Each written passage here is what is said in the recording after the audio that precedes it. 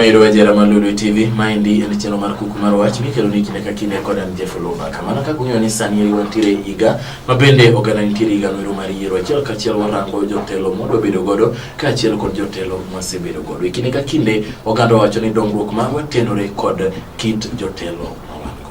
Antire kaindi kod wendo achiel kachiel kabana wadwarango weche malach matimore pacho kaindi kachiel kod county mar Homa Bay. Abro miye thuolo makende geno ni oganda moko ng'e moko pok nonene bro nyiso nyige achiel kachiel kaito dhi nyime kod twak machalo kamandi wake studio. Kamano. Mos oganda wa maneno tiri man. Ne nyikwa Ramogi Juang ma en jatendu Enosh Bolo mochung governor mar Homa Bay County e igama wadhi yiero niendi. En morna ni achakaromo kodu kawuono kolunga Lolo TV kendi gi Jeff Olomba ka mondo mi atwa kodu matin. Erokamano kendo kuom chiko itu kwa atwa kawuono kodu. Erokamano nya Bolo aneno ka nitire pages mopogore mendiko ne governor Bolo. Erokamano ang'eyo ni en mano ero e gik mitiyo godo achiel kachiel saniri. Bolo arwaki studio kenda ka uthulo nieri mar gone erokamano mar biro e odiochieng' mar ariyo. Masebedo kodi kendi ko wacho weche achiel ariyo adek. Nyiswa ni to saniri wang'eyo ni usetimo duto madwarore, usechulo omenda kalore kod goro buche mauntie kenda geno ni biro tiyo kod ODM. Yes. Saniri wang'eyo ni nominations koro kae machiegni. Iparo nang'o mar welo matendo gite kod ODM. Erokamano Jeff, anyalo wacho ni anda her kaka jachung' mar governor mar Homa Bay ni kawa se register kendo bende kwase chulo pesa mane dwaro mar registration mar chung' gi party mar ODM. Yeah. Anyalo makwayo all aspirants ni kawa the nomination to wadhi wago ombulu mangikwe. Dwaro mara maduong' en ni wariuru Homa Bay kaka da bedo Chief Executive Officer miloni Governor mar Homa Bay and her mondo mi kwasetieko chenro mar yiero kata mar nomination to ariure kaka joka ng'ato kendo kwaluo kwa waketo genowa ni ng'atno ma ODM owalo kendo mi thuolo ma be kanene to kanenge mi ODM ok nyalo walo wuoy matin ma wuoyo kawuono ni miloni Enosh Bolo mondo be bet Governor mar Homa Bay ko kelo chenro makare. Mar ariyo abro kwayo nyikwa Ramogi Juang modongo kendo modak Homa Bay County ni wadhie kinde mar nomination kendo kinde mar goyo kura akwayo ni mondo watime gi kwe kwa hele bongeni bang' yiero podwan mana Homa Bay County. Erokamano nya Enosh Bolo. Gima dwaro mondo pod wadogi achiel kachiel en mana weche giki mag welo. Saniri warango wang'eyo ni wantiere kod riwruok mar JAP mar Jubilee Party wantiere kod NASA. Saniri kirango kata gik madhi nyime nitiere josiasa ma sani wuok achiel kachiel ka gidhi kendo giyawo duond buche mamoko matendo kata gidonjo e moko. Nitiere ka chalo ni luor moro nitie e nomination kaindi. Wach mar luoro nieri paro ni ang'o makinde. Luoro niendi en kaluwore gi weche mosebedo katimore chon kaka wasebedo kwatimo wach mar nomination in the past osekelo kuyo makende ne jogo machung' nikech kisebedo ki spend your time kendo king'iyo ni idwa mondo mikony jopiny to kang' yiero kotimore maber tibedo gi miyo jogi maluwi kata in bende ibedo gi chuny malit to mar ariyo anyalo wacho ni gimomiyo koro nitie luor ahinya en ni party hopping wach mar ni kose wei tichikori e party machielo tiringo godo koro nong'adi koro mano miyo ji bedo gi luoro to bende anyalo wacho kaka an gimomiyo ODM ne madhi bede en ni ascribe to the ideals of ODM. ODM is a social democracy. Yes. I'm a social democrat. I believe ni ODM is the right party to be and the right party manual represent your pain. Omi anawi giluoro abro the a year of nomination endi kan gi mijingo ikachangia ni ODM oketo chenro makare mondo mi wabed gi kue endalo yiero kendo yiero jogo ma jopiny mo yiero. Ang'eyo ni mano dhi timore. To dipo nono ni mano ok otimore. Yes. So I also believe ni ODM osekelo chenro makare ke jakom anyalo wacho ni Jeff heri kikabed governor mar Homa Bay to wang'e jakom obed president mar Kenya omiyo ka watimore madum nikech wach mar yiero to wabe ketho ne Raila Amolo Odinga thuolo mar bedo president to kwase lose at the top level we were in the presidency to kada be bana governor kaka Enosh Bolo Homa Bay County te bido ka onge chero manyalo kelo malich nikech Raila Amolo Odinga emano support kendo kelo chiro maber ma devolution ni ka en president tamban governor mar Homa Bay to wadhi luore achiel kachiel wadhi mako achiel kachiel kendo dhi kelo dongruok mano bedo envisaged in devolution ni omiyo jomoluor ne nitie gima nyalo timore e nomination ada wacho ne gin kigibed gi luoro nikech politics en ni onge number ariyo kana badek you either win or next time so onego bed gi the mindset niya inyalo win ka jopiny oyieri kata inyalo ngowa lose to ki lose to ariwore to support the party ka okidwa support candidate ma oyierno tinyalo wuok idonje national campaign strategy ma jakom ti support tang'eni jakom sani odwaro lieutenant kaka neno jo ochung matek Mombasa omiya ng'eni jakombe is very keen ni odonje presidency kan gi governors ma share in his vision momiyo se chandore ne piny omiya an gi geno kaka ja ODM kata kaka ja NASA ni wang' ni idhi tem gi jo NASA gi jo CORD gi jo ODM mondo mi nomination ni obed makare manyalo bedo jo piny bed gi confidence ni kendo gi wuok oko kaka be gombolo nikech ka ok manage nomination maber to nitie voter apathy manyalo dhi timore jo piny jo chunygi dhi gore kae to gibitimo ng'owa ok gibidhi gokura sama idware no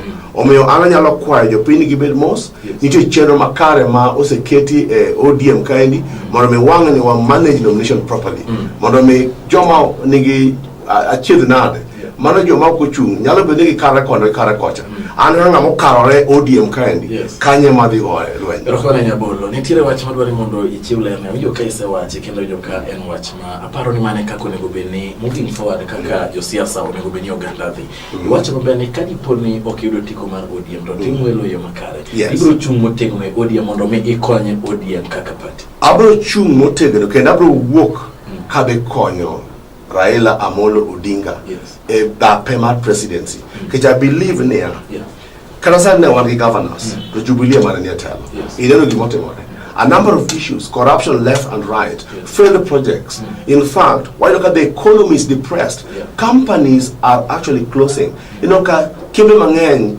iloro sana neno KCB riembo ji 100 manyiso ni economy no timore ok dhi maber omiyo nyaka kel telo malo at the presidency level kato wan bende ka bedo governor tayudo ka we are aligned kendo we share the same vision to tich bedo mayot omiyo akwayo jomochung' ma onochulo pesa ma chung'e ODM ne ko gik sama koro osetim nomination to tamo wang'o wawuok guru mondo wariwre wadhi wakony Raila Amolo Odinga kedo gi jonasa loko ke Kenya ero kama na nya bolo wingi maber winjo ka ywak ka indi to winjo kama indi ok ni ywak mini migolo kendi wan bende wasebedo kwa tuwa gi jotelo pogore to wacho ni migosi Raila Amolo Odinga onge kod jokedo ma oikore maber kaka mine wacho ni sani rino ka gavana Mombasa Joy mowuok oko motegno iparo ni wan kaka jomane jo un kaka jo ODM amo miyo samoro kose yedo moko kaka MPs de moko kaka senators okukonyi kedo mondo bed kod paro achiel wacho ni pachu kaka jo ODM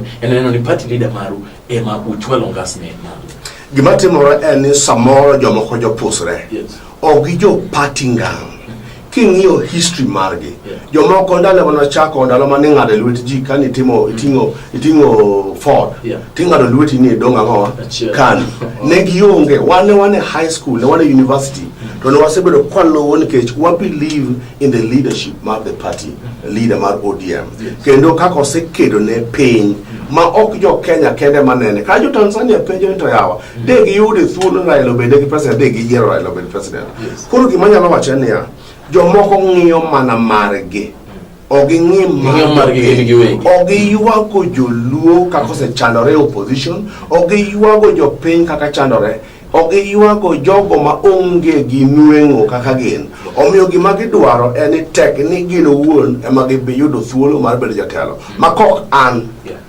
to onge wach kitimore kamano omiyo ka indech gi presidency mar jakom to nego beni gimora amora mwatimo wach mora amora mwawacho onego beni ipenjori niya en ang'o matimo mondo abed governor to gima timo mondo abed governor ere kaka ochwalo bedo jakom president mar ang'o mar Kenya omiyo akwayo jochung' duto ni wayieri wang'ni wabede gi jogo makata omithuolo jomako omithuolo no be jotelo to ging'iyo ni to national level to what shape the thinking nango county wakaendi watimo nango ananyalo wacho kama Jeff ni ber wang'ni kitimo mchujo kaka Jubilee samaro timo mchujo samaro no kwacha nenga last 2013 aneno ka Mike Sonko ne larore gi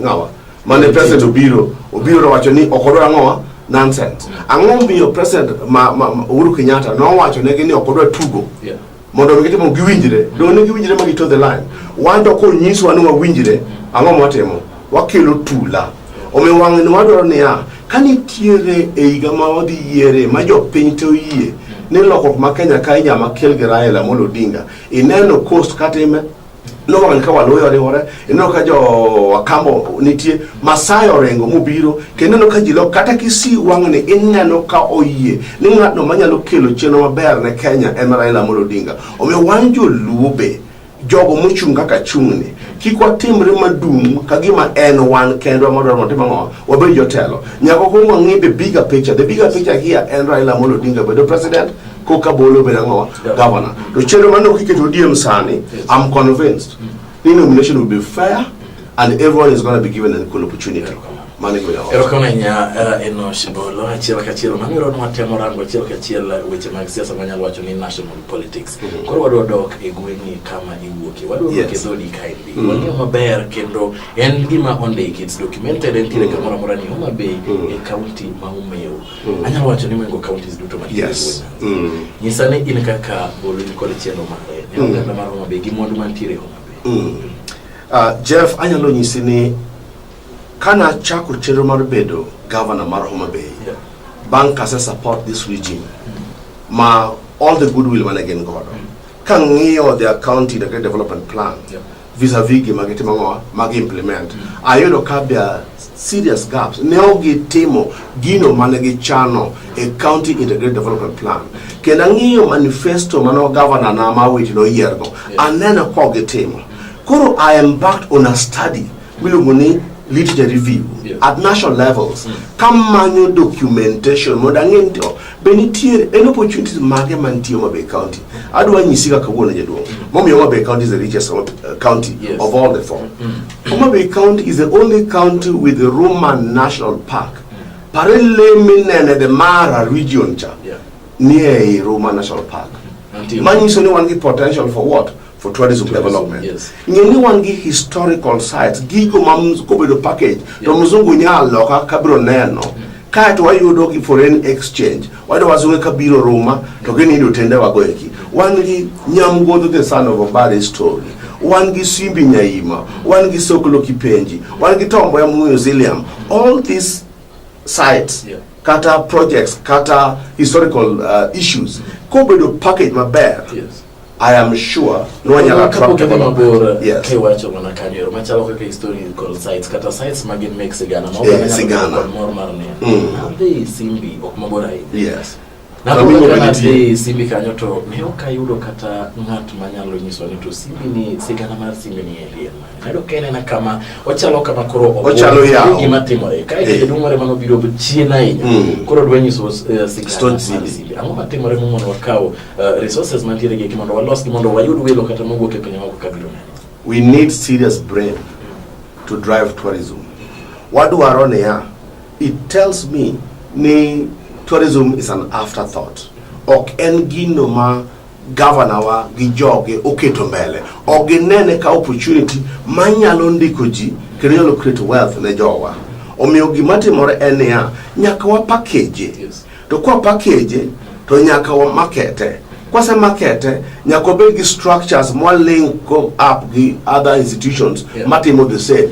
Kata kama for example kwa linga na Mombasa wanyalo wuoyogi wanyalo kan governor wete anyalo winjora gi governor Joe ka jogo chopo Mombasa to gibiro gi chopo kanye Homa Bay to ka gibiro to imiyo gi a reception mamiyo gi bedo gi mijingo kata gi bedo gi gombo mar duogo kendo manyalo miyo gi wachi wanyalo kata keto kwa se package website kata ma tourism in terms of marketing mantiere Homa Bay onge kama se ketgie Aneno makanda lo moko langi investment conference kende. Money is an activity. What are a sustained effort in terms of marketing angoa gigo ma wan godo.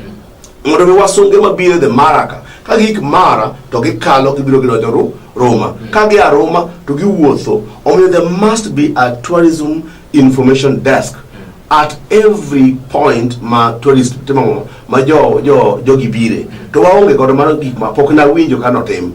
Koro miyo gibiro to ging'e ni nitiere gino ma ginyalo neno Homa Bay County. Omiyo as a priority in my leadership nyakwa yawo the circuit no. Kato wanyakwa link up gi tourist management bodies mantie.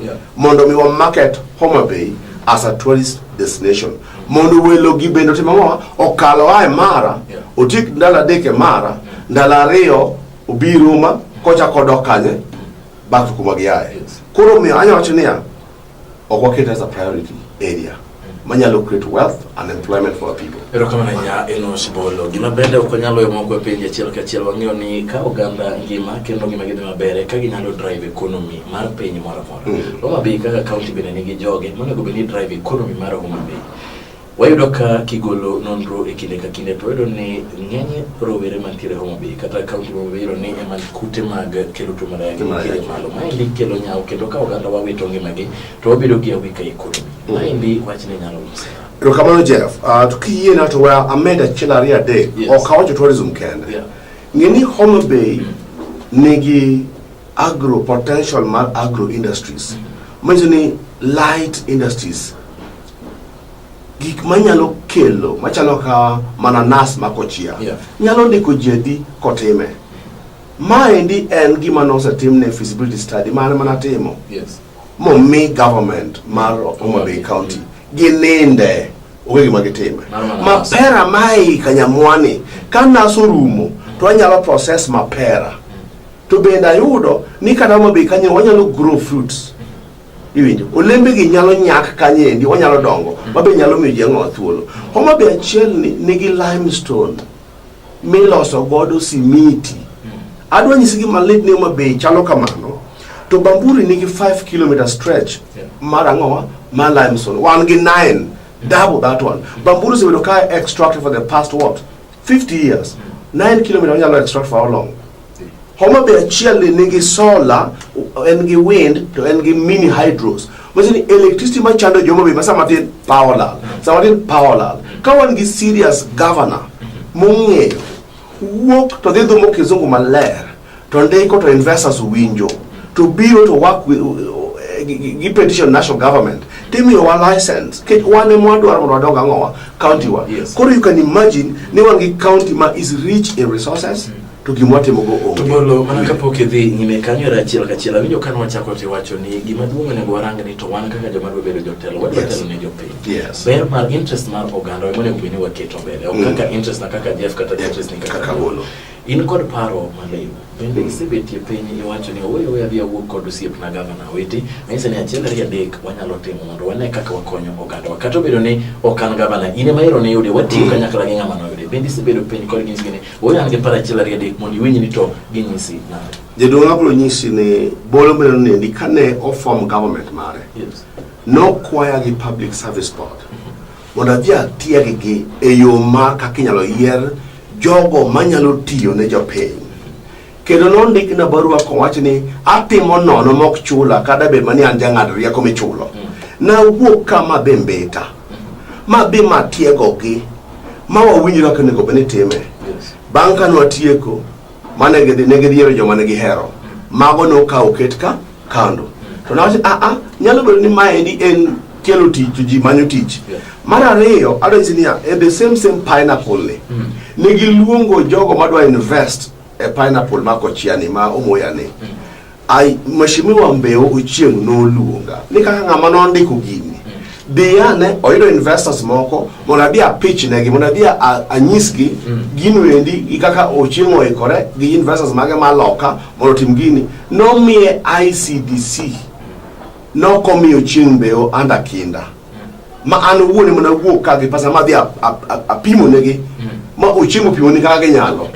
to mano no kotimore kalose mi ICDC nikech ok ochuno gi dongruok maluwo ok ochuno gi ochieng no yuaga ngowa Homa Bay omido kele investors mamweshimiwa mbe okelo oluonga madhi a page no miye ng'at machielo nyaka wuono jo ICDC pok no odhi mobedo kata ngowa obedo kata kamiti mangowa kamiti itime gino omiyo na neno niya ni ma en government ma oko dich gi gero jo piny gi dich gi gigegi omiyo mheshimiwa the governor aweti na segone simu di par oko mak simba bakena ngi nabana ndalo moko ba romo kode kake do dhi loka e do embassy ba US ka no dismissa to na wacho ni ma en governor mok chik ite joge ok chik ite professionals mane obiro mano gather in Homa Bay we want document no de kanye okoti kode dini gitigi document man the Homa Bay we want ne kaito gi yene professionals mondo mi otielge ogol odoke itike e yore mamoko nitiere kata professional mang'eyo mamoro akata Mombasa mondo tewe nyaka Turkey mondo wedoti mang'wa mondo investors obi ang'o mano timore sama ne gidhi Turkey okada wache mbele e runinga ka to ng'eyo niya oko chik ite jatelo mok chik ite jatelo moko miyo professionals machalo wan gi thuolo mondo mi onyise kama odhi marach mondo mi okonye riembo county kanye manno niya aketho seche na mondo mi adhi ni saka sa ate mondo ayudgi to gidwa kore mawacho niya the best way is to provide alternative leadership mano is why na chung kana neno ni en government mok audit gi dongruok ma jo piny kana nya dolo un kode sirikal mar Homa Bay gi tarik mon kod gi tarik aboro bedo kod gi tarik kod jo piny duto ma jo piny bende bro rango ni government mar Homa Bay nyaka machaki 2013 gi golo wakure to gi keto kuma kamane mano wawene jo piny kachiel kod un ma bende dwa chung jo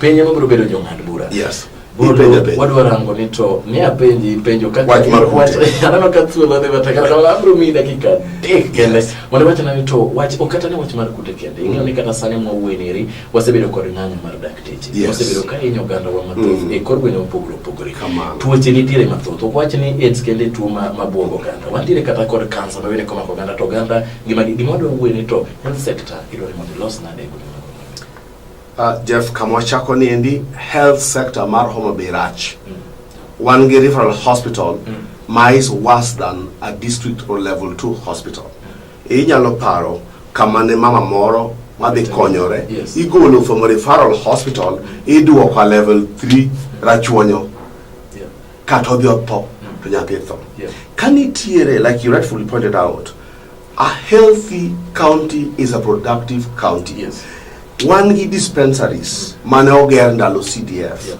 first of all nyaka make sure ni one gi health care ma is functional yore mag thieth matiyo omiyo priority number 2 after P and health care nikech P ni ema kelo tuoche gi ko nyaka address P mokwongo one gi nam oluoro wa inyalo kaw na gina generator kama goe godo titimo gimiluongo ni o process pigni tigoe wi got to mol koduogo mano reduce weche mag tuoche mar ariyo nyaka wa make sure ni our hospitals kuonde mag dwaro thieth otimnade obed equipped waketo chenro makare makelo lokruok ma ng'ato be to oyudo thieth mapiyo to obe wan gi dispensaries wan gi health centers mano gi CDF to onge gik manege jo tich bende ok mi chenro makare ok kede gi chenro makare manyalo mi gibed gi chunyno mar konyo ka kore beto gloves onge kibeto ni kala gimi stitch go ji onge nyakwa migi kada gimi no gidware CBA kan iwacho niya ok inyalo daktari matiyo gi scalp achiel kama ni mitingo ne dhi timo operation omiyo in Homa Bay also doctors ok be gomona kan governor nikech health care is a priority in my government kajowa nigi del makare eka ginyalo tiyo ginyalo dhi puothe koro miyo nyaka ket gigo madwarore mondo mi othiedh go ji maber nyaka wa make sure ni our healthcare professional doctors nurses gi community health volunteers gi te obedo properly remunerated kendo gibedo supported mondo gi provide Homa Bay kada ambulance achiel ariyo mantie achiel kende in Obe Referral Hospital. Kanga do tuo tiriambo ge probox. Nyako bedi gi ambulance manyalo kelo ngato, manyalo transport ngato to the nearest healthcare access facility. Manya kwate. Mara adek nyako bedi gi training mondo wa empower we improve the existing skills mag doctors or healthcare professionals ma wan godo. Omi nyako encourage jo wabende mo qualify mo beti mo medicine nyaka wa locate kude ma kiti medicine kaka University of Nairobi ka Nigaton nyaka wa migi support mondo kagi work e tiegruok mag doctors go to giduogo kanye dala mondo megi konjo dala. So wakawo health sector utako kawo gi serikal health sector konego beni kawo serikal maduong. Serikal maduong bende onego beni support o kata ki devolve healthcare or Kenya devolve ni hands off. And if I was the president and the CS in charge of healthcare, I devolve the actual treatment and health management to technical backstopping nyakabeni amiogi tiegruok gimi jingo ange ere kamagi makamati more mamiyo healthcare octino ber to national government odhi juanga Owego County to counties gi pokono manage healthcare anene national government has been managing healthcare omiyo nyaka gitimo nyaka gimigi technical capacity building technical backstopping quality assurance in the hands of national government. At the end of the day, Kadobe devolved is a national government function. Okay. County government will collect taxes.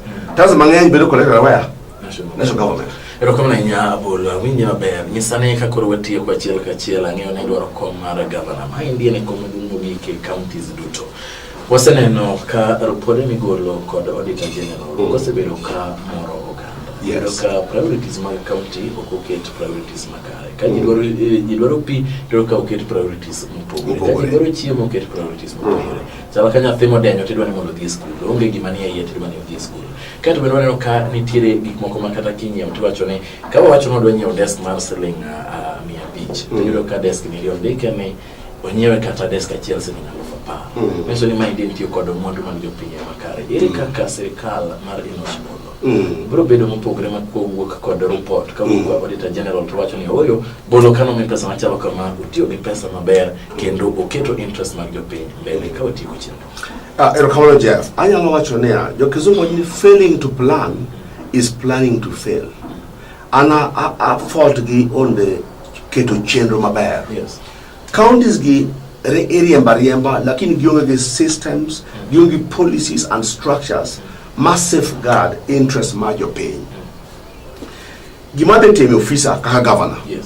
Mokongo wabi temi planning maber. Bolo governor. Sama mokongo CC's maga will be technocrats. Joma nigi a thorough understanding kako nego beneriambo public sector. To ma rebe onegibere jongo ma understand man gi winjo kata ngeyo kaka eriambo serikal.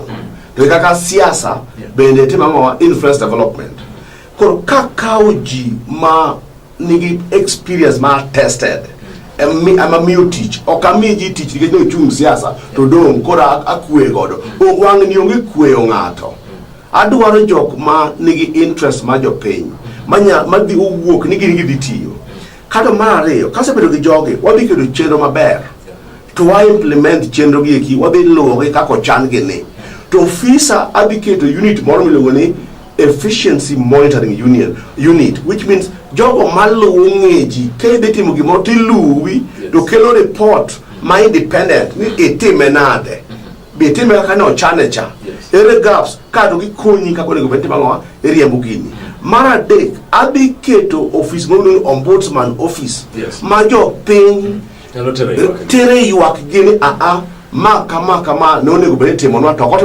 okotim cat abi strengthen the audit office. The county auditor must be a proven professional in auditing of public sector institutions. Omio kwasekere jogite koro why you do work from different segments. Efficiency monitoring unit kelo One gi ombudsman kelo ywak jopiny, one gi a strengthened auditor, county auditor or auditing team mamiyo ma advise CECs, chief officers gi kako ne kuonde mag kiere gi kuonde mag dhi maber. Kat wakongo address our gaps kendwa kapok auditor general wa Nairobi biro.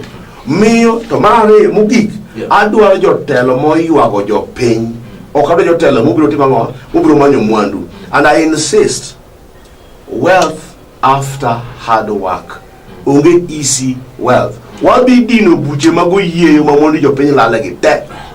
Ero kama na enya Enosh Bolo. Awinji maber kiwacho ni bro dino buche mane riwe achiel kachiel weche mag mibadhi nikech tiyo kod mano mag jopiny mok ni kare. Mano ero gine weche mag mibadhi mowuoyo sirikal maduong', wawuoyo sirikande bende mag gwenge.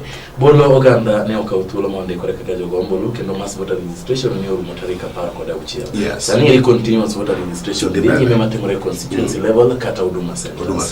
Oganda wa osendikore kaka jogombolo. Kwayo mane ma in godo ne gin kaka gisekawo otiko. Ero kamano. Mokwongo oganda wa mokawo kura Kenya mzima akwayo ni kuchi edongruok mari. Jomoko nitie ondiegi mabiro biro madwaro kawo kitambulisho gi kuchi ni dhi kanoni. Kiki yie ng'ato ni kawo kuchi gombuchi gi kitambulisho ma dhi kanoni. Kan kama ine ming'eyo. Kiki kawo pesa ni ng'ato misi 1,500 ni miye kura. Mago ka chami madwa kawo madhi ketho ne Raila Amolo Odinga kura. Kiku yie kawo kuchi, kawo kitambulisho mari kane. Mar ariyo. Registration ni pod dhi mbele. To koro kokelo ken mass, oken moriwo jite. Otimore e Huduma Center, otimore e IBC at constituency level. Kide constituency ni office kama IBC nitie, pod ndiko ji. Koro oganda luo wuoguru oko mondo watim ang'o, waendelea gi registration niendi mondo watim. To mugik chiengo kura lich maloyo kawe. Wang'na wachni ma kuch mirima miloko go lojni. Omiyo kwatiro Raila Amolo Odinga mondo kendo lokruok e Kenya mzima. Adwa ni wang'ni kura ne wagoye gi mirima masa ukugwe usaru. Raila kosoko kudhi yero no ng'ama dhi chungo gi rasa. Ede yer ng'ama chungo lakini beka kaka no penjo se yen mar Raila Amolo Odinga kana. Mando pacha ke chan I believe ni Raila Amolo Odinga no timo. Eme de yer. Candidate Samuel. Ko kang'eyo ne ubro yero man. Ajo piny dhi yiero. Ajo piny ong'eyo ng'atno monego yier. Omiyo kwayo mara en niya, chieng' ng'atno ma oyier to ageno ni kendo agombo Raila Amolo Odinga mondo oyier. Ng'atno moyier chieng' kowuok ka jo NASA ni wadhi go kura, wawuok kachiel ma onge kura modong' kata matin mondo mi wakel lokruok makende ne Kenya mondo mi ji one ber mar telo maber. To kagi kelo lokruok mar Kenya, and bende give me a thuolo kakawoi matin akel lokruok Homa Bay County mondo mi mond liete mondo mi nyithind kie jodongo gi mon moti gi yude oyude haki gi mondo mi gine ber mar devolution mar Raila Amolo Odinga kelo mondo kede constitution. Ero kama nya Enosh Bola goni ero kama dumo kalo kum ka thuolo mari achiel kachiel mar biro kato bet ne sani rudich kod weche ma campaign yudo thuolo mari mani wuok ka iwuok mabor ahinya kana goni simu mibiro ichopo lolwe kaindi ageno ni oganda ma Homa Bay gibiro bedo jong'ad bura chieng' tarik 8 dwe mar 8 higa ma wantiere ni. Wakwayo ni maber kaka Lolwe TV wageno ni kadipone giyieri kaka gavana margi. Onge ng'ama biro duogo ywak e studio kaindi ni Bolo chanda kaka noyiere Jeff en bende weche mana wacho ka duto sani eri olokore ataro. Gori timo gik ne Homa Bay. Jeff erokamano gime wacho nok betimore nikech an adongo kich. To kich tang kendo kich ong'eyo kuma noaye. Anoka donge mor. Neema ya Bwana omiya gik mantie. Kanitie gima dwaro timo ne Homa Bay County, kemora timo ne Kenya mzima bang' bedo kata governor mar Homa Bay County. Adwa we gimiluongo legacy. Nying maber, adwaro ni jakom obede gi county moro. Monero, this is the model county ma justify ni devolution is a reality. I'm a firm believer in devolution. So at the moment, Okane an outstanding county. Ma wawache the model county ma demonstrate ni devolution is a reality. Devolution is a reality, and my intention any Homa Bay County obeda model county manyiso timo kelo ranyisi maber ni through devolution jo piny nyalo yudo ang'o dongruok.